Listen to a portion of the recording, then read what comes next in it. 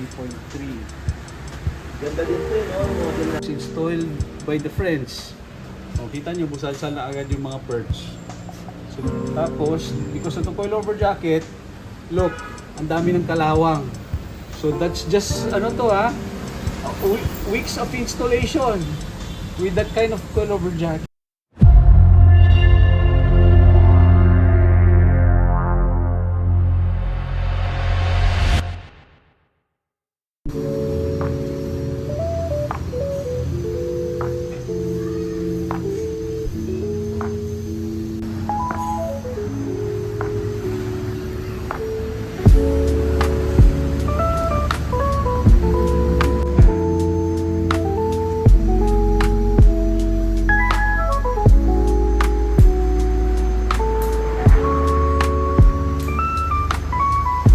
Now, so di-install kasi may maingay daw sa harapan.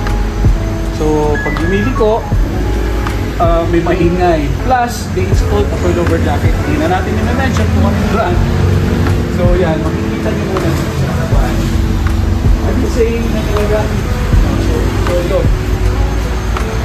dapat po yan, kasi circulate yung air, so nainit yan, lalo na mainit sa atin. Plus, on both ends, naka-garter siya. So wala talagang promotion ng air circulation dun sa loob. Plus, pag na-moisture ng konti sa loob, it would cause rust. Remember, this is only one week old. Pag pupuntahan natin dito, as I've said, it would cause rust. Look, so entry level, nag-uumpisa na mag-rust. Tapos kita nyo, sila nag-install, nag-discolor na agad yung mga perch. 1 week pa lang yan. So look at the difference between someone doing it professionally and someone doing it at home. So uulitin natin ulit lahat yan. Siyempre tatanggalin na natin yung coilover jacket. Kasi lalong nag-cause ng rust instead na nag-protect dun sa coilover. So yan nataon pa man din, dito siya nakalagay. Doon sa perch mismo ng adjustment ng height. So, siguro, bukasan natin and we'll educate you more. Kaya lang, when we started yung coilover jacket way back 2016, talagang pinag-aralan ko rin kung paano gawin siya ng tama na hindi makakasira sa coilover. Though hindi siya perfect, hindi siya forever. You have to understand, coilover is consumable as well as the coilover jacket. Maraming nambas sa akin ngayon, marami nang bebenta doon sa online. So, totally covered yan. Tapos, ang kapal talaga ng coilover jacket.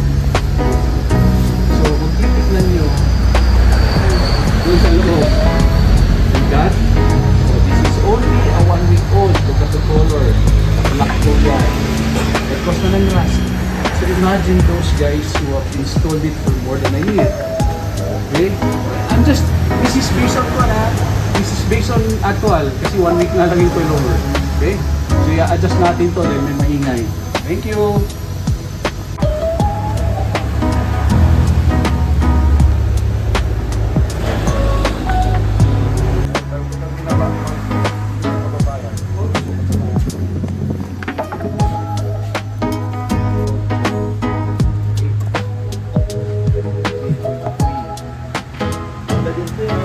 It's installed by the friends. Kita nyo, busalsal na agad yung mga perch.